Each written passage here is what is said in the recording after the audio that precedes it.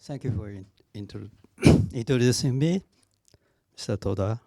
And ladies and gentlemen, it's my pleasure to be here to present our opportunity, our experience on EPR, Emergency Preparedness Response, happened in Fukushima Daiichi nuclear power plants, and to enhance, to present the regulatory guide to enhance to protect the public during the emergency.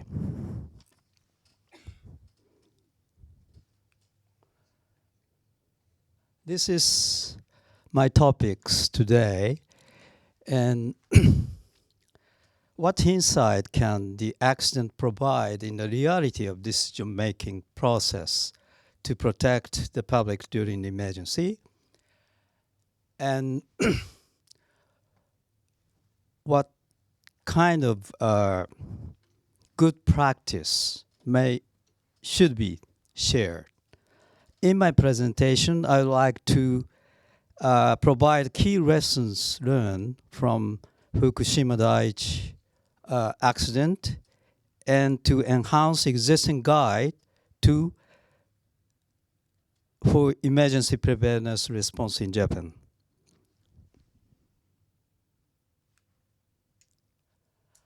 This is a legal system of emergency preparedness response in Japan prior to the Fukushima accident. You can see that basic act on disaster control measures. That laws covered every kind of disasters. That was established in 1960 or something like that, very old one. And act on special measures concerning nuclear emergency preparedness.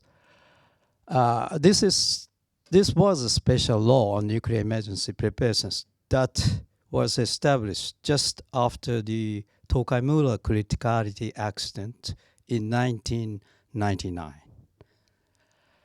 We have basic plan for emergency preparedness that assign the responsibility and role for each ministry and organizations. And it point out the regulatory guide, Nuclear Safety Commission, former Nuclear Safety Commission was responsible for develop regulatory guide for emergency preparedness for nuclear facilities. So that already legal system of EPR in Japan has been established prior to the accident, but a clear protection strategy and concept of operations in emergency response planning has not been established and shared by relevant response organizations. In particular, decision-making to initial protective action were heavily dependent on computer-based prediction models.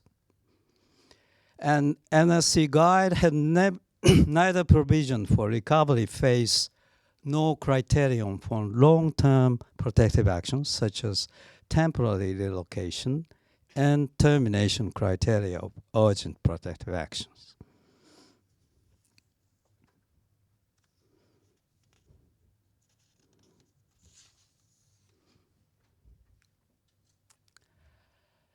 This is the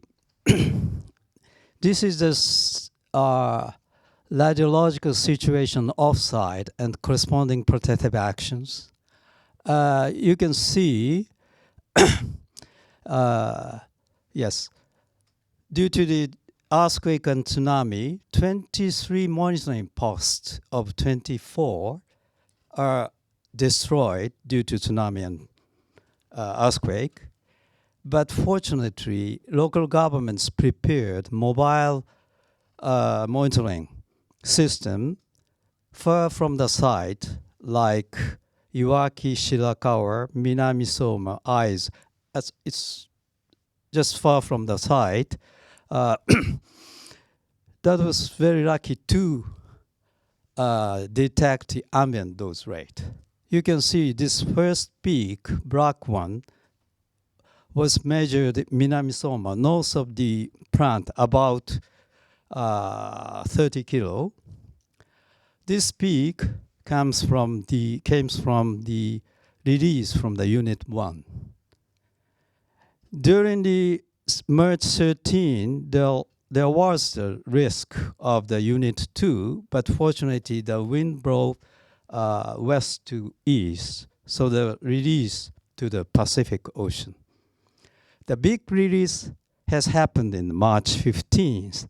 You can see the green peak, sharp peak, observed in Iwaki City about 40 kilo south of the plant.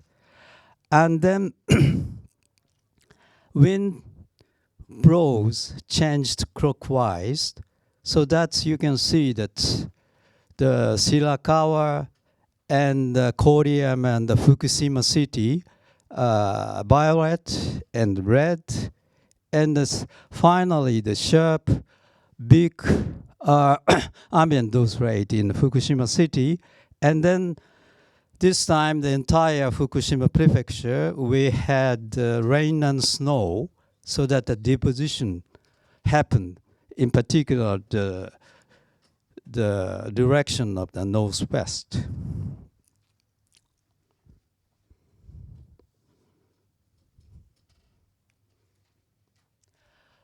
This slide shows the events and the corresponding protective actions. The left side is the events.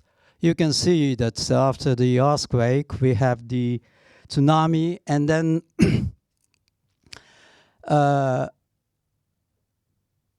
first, the local government declared evacuation within 2 kilo in the risk of the injection of water in Unit 1 or 2, and then government expand the evacuation area within 3 kilo, and then 10 kilo the next morning, early morning. The 10 kilo was our EPZ. And then after the hydrogen explosion of Unit 1, and also some risk of the Unit 4, the government finally expanded evacuation within 20 kilo. That was the March 12. I would like to emphasize that all those protective actions are all based on the plant conditions. That was a key point. And the other things is after the big release of the Unit 2 on March 15, we have some iodine in tap water. We have found iodine in tap water and the milk. And then government declared the restriction of drinking water and food. But that is a little bit late. I mean, it took about 4 or 5 days. And then finally, the Nuclear Safety Commission recommended temporary relocation on April 10th. It took a long time to declare the temporary relocation. I will tell you the reason why. And then also, we have some difficulty for sheltering decisions. Government declared the sheltering March 15th, but the lifting of sheltering is March 25. It took more than 10 days. It's impossible to 10 days for at home, because we have no resource and no food. So people actually voluntarily evacuate outside 20 kilo.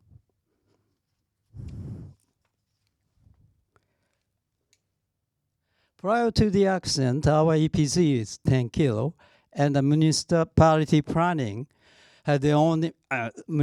had their own planning, and then that said that the people temporarily gathering spot, and then government or local government provide buses, and then they move to the evacuation shelter. But actually, 80 or 90% of the people fortunately evacuate outside 20 kilo by own car, so they don't have, before the 12th of March, so they don't have any exposure.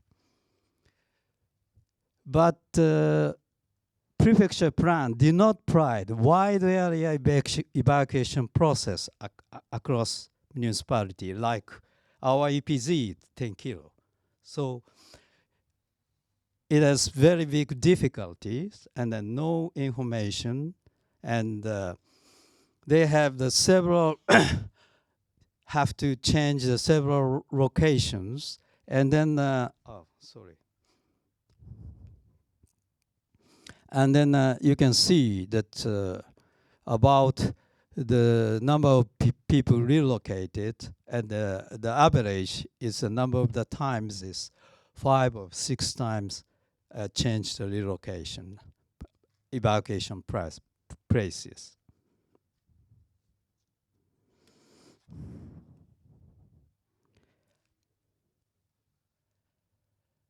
This is our first lessons learned, is the strategy of precautionary urgent protective actions. Prior to the Fukushima accident, in our exercise, recommendation of taking urgent protective actions have been implemented based on real-time dose prediction by computer-based models, source star estimation, and atmospheric dispersion model. Compared with our intervention level, that was the way in the emergency exercise. But in reality, in the Fukushima case, government implemented protective action based on plant conditions almost before the release. That is important. You can see the left-hand side is the contamination of the cesium-137 was calculated by our model, level 3 PSF model, using the source star that was sent to the IAEA in June 2011, the national report to the IAEA. So that even after the accident, we have calculated some assessment, and then using this source star, the direction is different for the right-hand side is a real contamination. This said that the difficulty of the uncertainty of the source star, in particular, is the timing of the release. So the difference highlight the difficulty to protect action recommendations solely based on computer-based dose prediction. So that was the one we have lessons from the Fukushima Daiichi accident. The second big lessons is the modifying initial urgent protective actions. You see, the government expanded 20 kilo circle, 20 kilo evacuation zone, but March 17th, outside 20 kilo, about 30 kilo, some point, more than 170 microsievert per hour was detected, ambient dose. So that is high compared with some operational intervention level by IAEA. So that the Nuclear Safety Commission discussed about that. At that time, I was advisor of the Nuclear Safety Commission, so I was there. And then I suggested we should people to relocate outside 30 kilo, but we have heavy discussion about that. And then March 13, IAEA advised government to carefully assess the situation. They have their own operational intervention level before default value is 1,000 microsievert per hour, but they changed default value relevant of this situation, and then they IAEA suggest another the OIL that was defined the deposition contamination of the ground level of iodine 131 and also cesium 137. And then Nuclear Safety Commission correct the several monitoring data, and then we found that either the village more than 30 kilo far from the Fukushima Daiichi, iodine 131 is larger than this OIL level. So that finally, Nuclear Safety Commission applied the ICRP concept of the optimization of protection below a reference level in emergency exposure situation that I will tell you later. And then Nuclear Emergency Response Headquarters, that was head is a prime minister, was established the areas to be relocated beyond the 20 kilo evacuation zone as deliberate evacuation area, this blue one area. So operational intervention levels, that is measurable quantity indices, are essential as guide to decision making after release during the emergency. That was the second big lessons learned.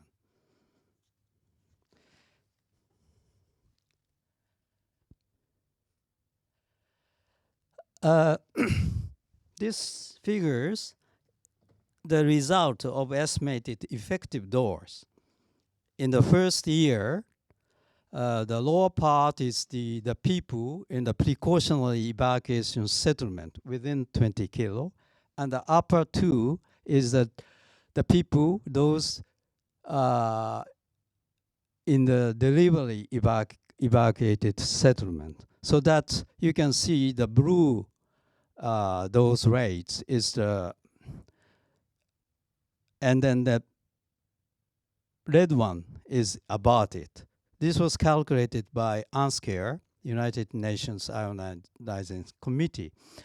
And so you can see that there are lots of about it dose within 20 kilo, but a little bit higher dose, about 10 milli, a little bit 10 millisievert in the delivery evacuation settlements. That was due to the delay of the relocation.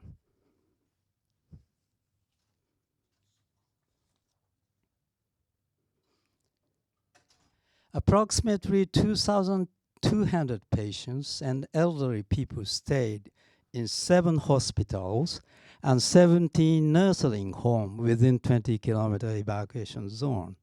So that most of the people are evacuated, supported by self-defense force helicopter, but there are no medical support was provided during the evacuation or the shelters, so resulting in the deterioration of the physical condition of many patients. So there are more than 50 patients died either during or after the evacuation in March 2011.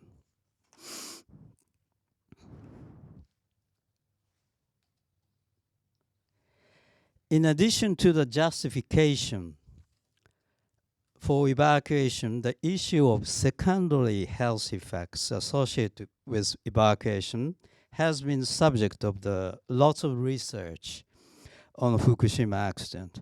Upper figures, the right-hand side, shows the comparison of age-adjusted death rate of the residents before and after the disaster.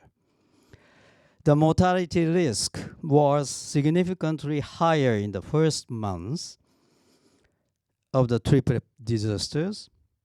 This reflects the worsening of diseases during the evacuation and inability of damaged local communities and medical infrastructures.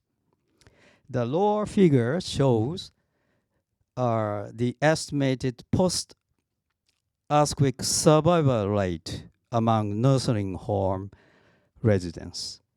Evacuation nursing home residents evacuated nursing home residents had a higher mortality risk of 1.8 times than those who did not evacuate. So interviewing the staff indicated a couple of factors such as dietary care and the quality of care received after evacuation, nutrition management, and evacuation measures themselves. So it's important to consider health issues as being defined by social and the surrounding environment rather than as a consequence of individual intentions and actions.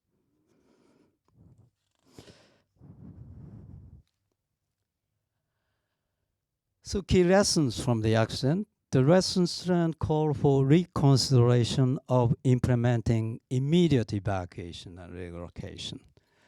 Significant difficulties encountered in evacuating people from hospital and nursing facilities, resulting in more than 50 deaths. And also, we have some disaster-related deaths. That was defined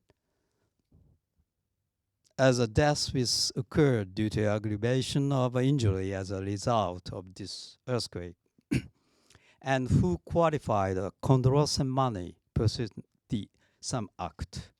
That is the definition of the disaster-related death. This is still our difficulties in, for example, this year Noto earthquake we have. This concept is originally developed in the case of the Hanshi Kobe earthquake. So most of the cases become those disaster-less deaths are weak gradually due to fatigue, stress, lack of exercise, and medical conditions caused by evacuation and living in evacuation place.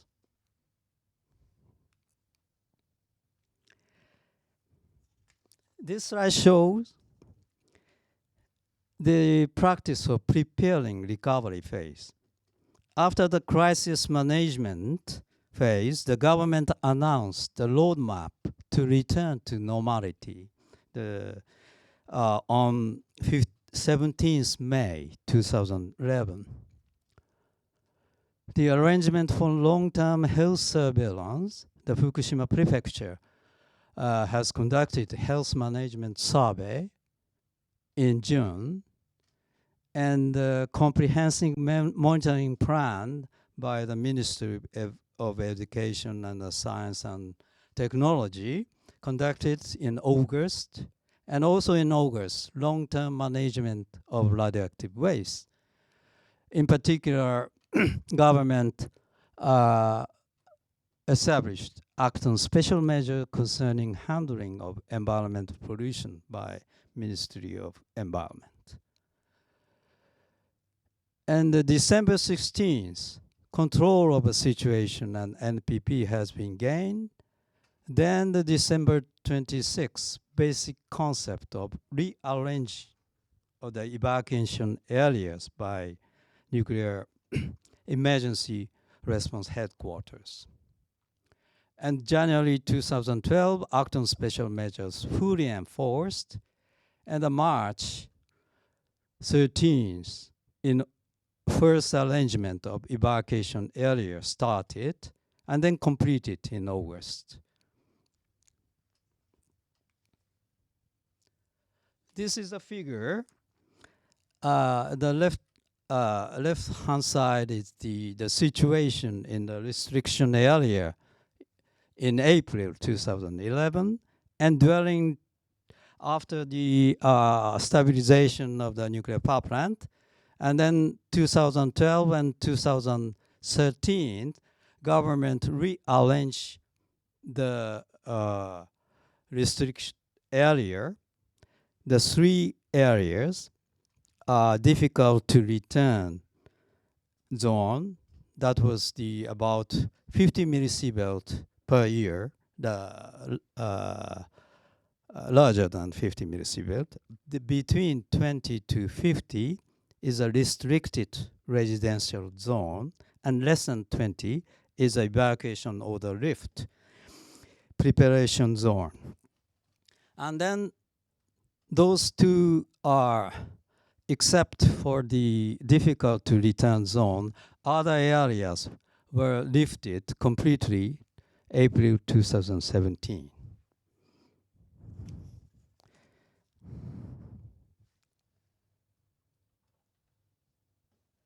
So this is the lifting conditions, is a dose level less than 20 millisievert per year, and the infrastructure and living service was established, and consultation with local government and residents are important. When the accident occurred, a number of evacuees were more than 160,000 people. But after 60 years, 1/3, about more than 50,000 people are still evacuated. Except for the difficult to return zone, almost all restricted areas are lifted last April in 2017. But the percentage of returned people are still low. This is the statistics of evacuees awareness in Namie town. More than half residents decided not to return, because major reasons for decided not to return or not decided yet are poor access to medical service, like infrastructure issues, and concern about radiation contamination and safety of power plant, and also already established life in new towns and more convenient for living than hometowns for particularly young generation. So key lessons on implementing of, in particular, urgent protective actions. Arrangements should be established for taking predetermined urgent protective action based on the plant conditions. Predefined criteria based on operational intervention levels concerning relocation and other early protective actions are needed to ensure timely response. Advanced preparation needs to be in place for safe evacuation of special facilities, designation of medical teams and hospitals, method of transportation in advance.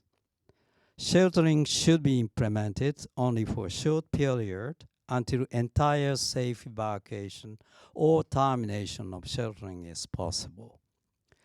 The consistent policy and criteria for implementation of urgent and long-term protective action, including return to normality, should be established in the preparedness process for severe nuclear emergency. So I move on to the current status of the regulatory guide on nuclear EPR. March 2012, just after the 1 year after the accident, the Emergency Preparedness Guideline Working Group under the former Nuclear Safety Commission had reported the interim report for reviewing regulatory guide. I was the chair of this working group, and 19 September 2012, the Nuclear Regulatory Authority, new regulatory authority was established, and then immediately after, October, NRA issued the new NRA EPR guide based on the careful review of the former guide and our interim report, and also on a consideration with the reports from accident investigation committee like Diet report and also government report on Fukushima accident.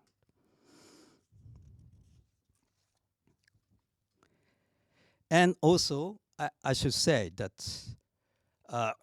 they also look at the international guidance.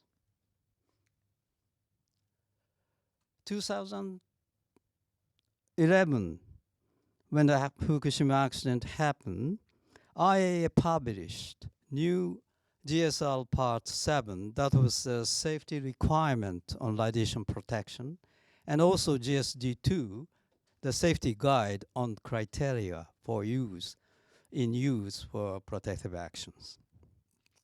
These documents reflected the ideas behind the new recommendation of ICLP 103 that was established 2007, and the concept of radiation protection has evolved from the process-based approach using practice and intervention by moving to an approach based on the characteristic of 3 exposure situations: planned, emergency, and existing exposure situations.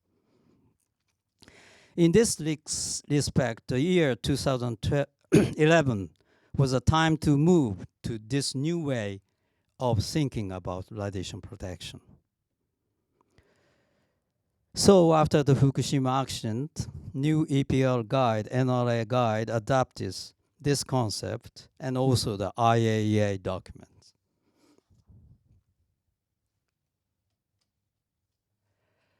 To elaborate the decision-making strategy, the coherently addresses the evolution of the emergency situation is the early and the intermediate and late phase.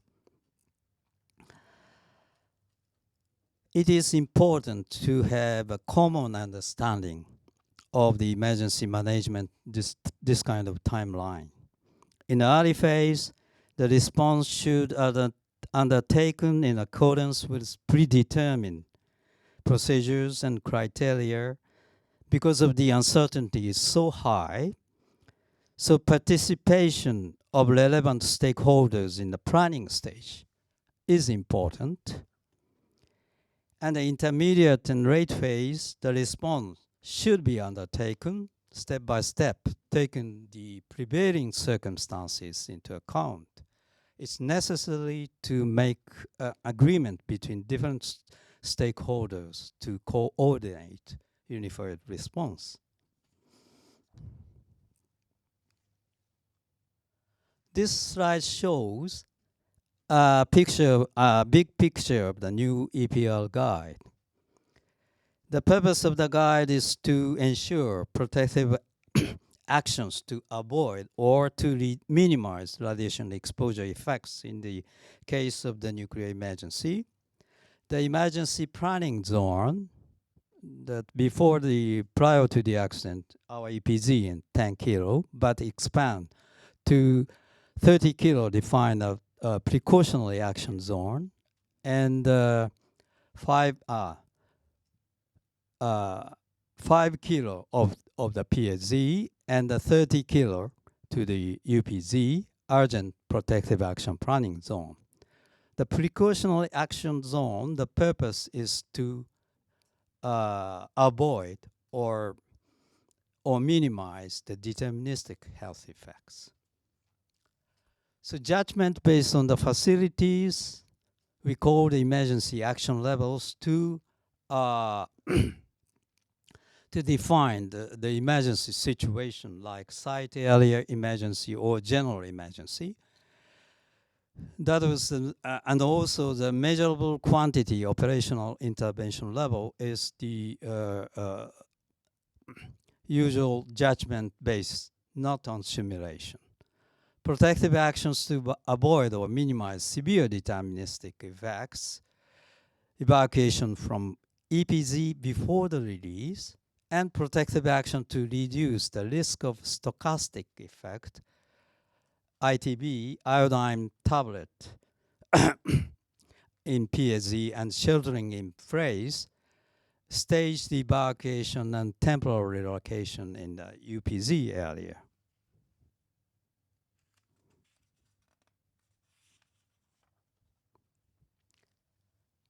This slide just shows the default OILs and response criteria which the literary guide adapt the OL1 for immediate evacuation, and OL2 is a temporary relocate.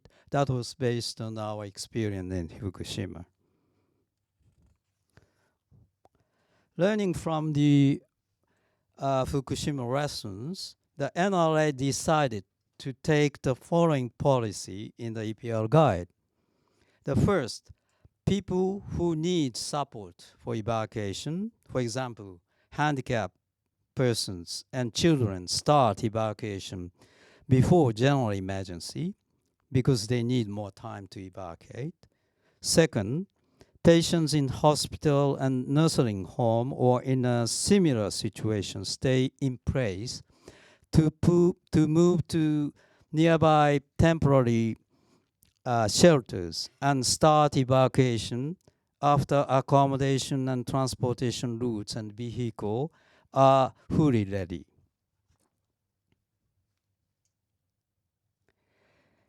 In order to establish temporary shelters for those in need for evacuation assistance in PSZ, the government has supplied financial support to local governments for implementing temporary shelters, including additional protective measures, enhancement of air tightness of the buildings, installation of an air conditioning system with filters to the existing facilities such as long-term care health facility and community halls, hospital and schools, so on.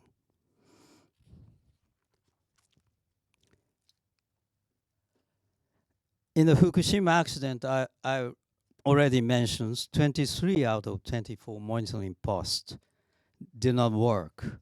Some were damaged by tsunami and others lost power supply or lost transmission line. So learning from these lessons, the local government reinforced diversity in power supply and transmission channels. This is an example of what Kagoshima in Sendai nuclear power plant, around the Sendai nuclear power plant, Kagoshima prefecture implemented around this site. There are more than 60 monitoring stations, 20 before Fukushima, and more than 40 stations added after that.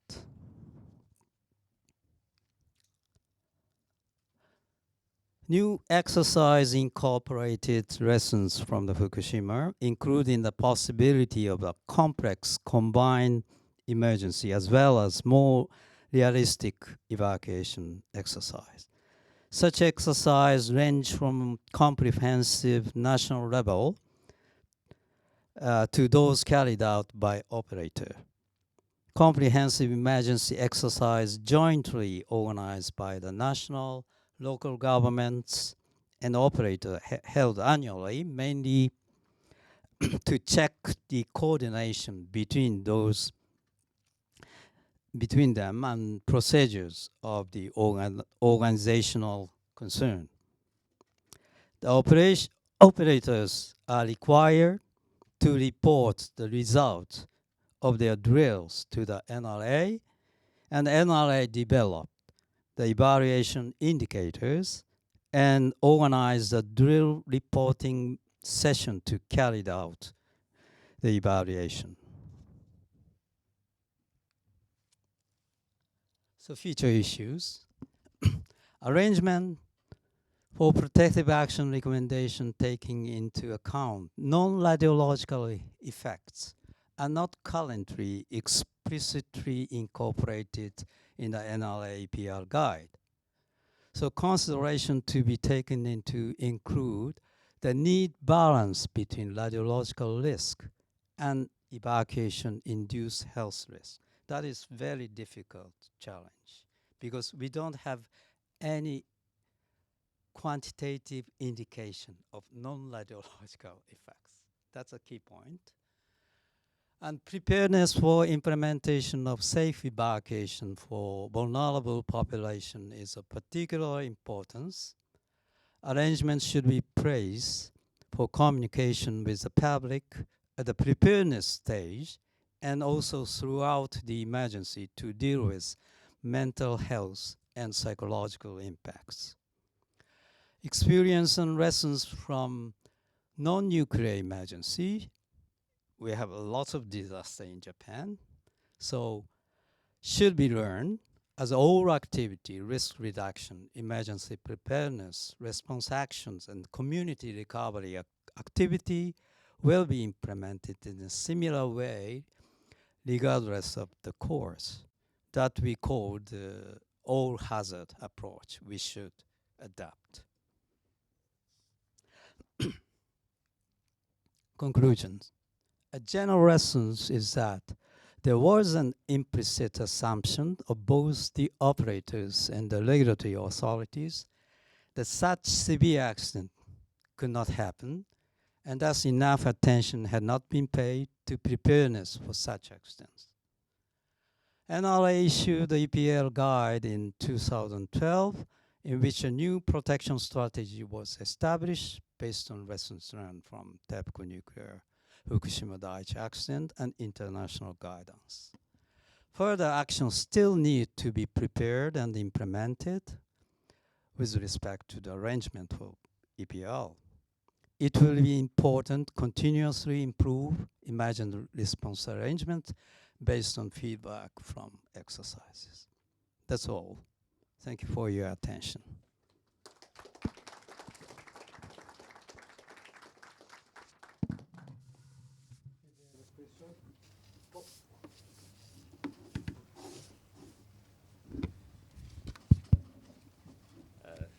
Thank you. Alan Tkachik from University of Tartu. Thank you, Professor, for extremely interesting presentation. I mean, I have a few, I have a couple of small questions. At the start, you know, where you had the timeline, maybe, I don't know if you pull it up, but it took then 4 hours from when they recognized the emergency to the declaration of the emergency. I mean, obviously it was a complicated situation, blackout and so forth, but was that a good time, or were people, how did Japanese people feel about this 4 hours? I think it's not good. It took a long time because of the several reasons. Because, sorry.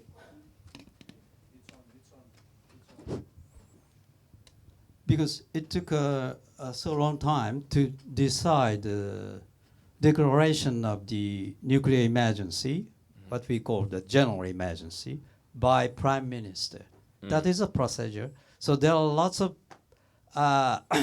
work during not only the accident, but the tsunami and the earthquake. So there are the political situation is so complex, so it took a long time to declare. So more than 4 hours, and then before the government declared the first evacuation, prefecture, that is quite normal. Fukushima Prefecture declared the first evacuation order within 2 kilos. That was also, I think, the central government in Tokyo, but the real situation, prefecture level, they know what's the situation, what's the very crisis situation. And the second question, that this was really interesting, where you showed the model. The model seemed to show that the concentration was going completely different direction from the reality. I mean, I guess for sure that the other data was coming later. I mean, that the model was almost immediate, but the other data was much later. But I guess was this, you know, if you look at there was, I think, the Itate village, the one towards that it could be a situation where someone evacuated, and actually in an evacuated area, he was getting higher exposure than had he stayed. And so this, you know, so the data uncertainty is an issue. And I mean, at the end of the day, I mean, how to solve it though? I mean, is it, you know, that are they thinking that we will just have then a certain distance, that I mean, to kind of basically, they're thinking now that we should assume the model is wrong? Because in Northwest Rhine, there are very restricted road. I mean, the road, evacuation route is the around the seaside or the two ways, northwest to the Fukushima city, capital of the Fukushima prefecture, or the go the southwest line. So unfortunately that people evacuated northwest, the plume come. But it's almost impossible to predict those situations during the accident. That was just the result, I mean. So it's very important. Those who have the opportunity to get the higher dose, like the deterministic effect, to protect the deterministic effect within my personal impression, 5 kilo is a little bit large. So 3 kilo is enough. Those people should evacuate outside 3 or 10 kilo before the release. That is precautionary actions. That is very important based on the plant conditions. Not the simulation is good too, but it's so huge uncertainty. Mm-hmm. During the emergency phase. But after the release, we should implement actions based on the measurable quantities, like ambient dose or the ground contamination. That is our strategy, new EPR guide. And last comment is just it's impressive that Japan has taken this tragedy as like learning experience, and you completely changed the regulatory system and also the approach of the evacuation. It's also interesting. I know in your country the elderly people are very respected and this aspect. So I found it also interesting that now in the new system you evacuate the vulnerable groups. I wonder if other countries would also follow the same, because this is also like social question that it might take more time to evacuate vulnerable groups. So, but thank you. But I think that is also the issue of the site selection. So there are several hospitals and nursing homes, even within our EPZ 10 kilo before. So that is a little bit problem, I mean, but we set out the site selection more than 40 years ago. So it's impossible to do that, to avoid this one.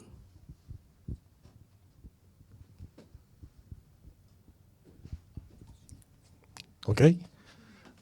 Thank you, Homma-san, for a very impressive presentation. Okay.